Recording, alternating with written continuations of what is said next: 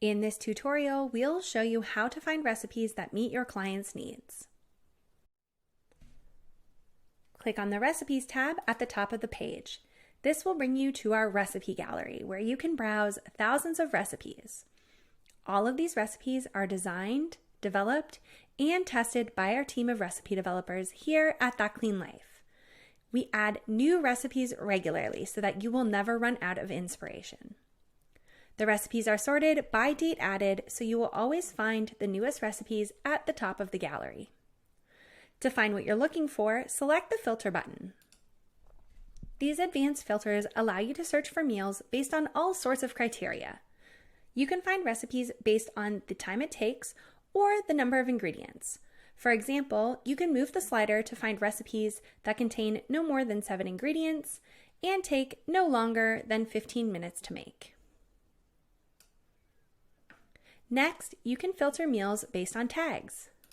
Tags include therapeutic diets like low FODMAP and autoimmune paleo, mealtime tags like breakfast, snack, and dinner, cooking appliances like slow cooker, pressure cooker, or barbecue, and culturally inspired tags like African, Latin, Indian, Caribbean, Asian, and Middle Eastern, as well as many other different types of tags. You can apply as many tags as you need to further reduce your search results. So, for example, let's say you're looking for breakfast recipes that are also paleo and egg-free. You can apply those 3 tags to find meals that quickly meet your search results. Next, you can search for meals based on ingredients you'd like to include. You can also search for meals based on ingredients you'd like to exclude.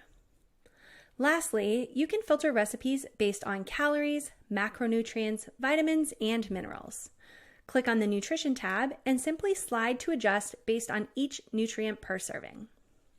These nutrition filters are great if you're looking for meals that are, say, high in fat, low in sugar, high in protein, or maybe even low in sodium.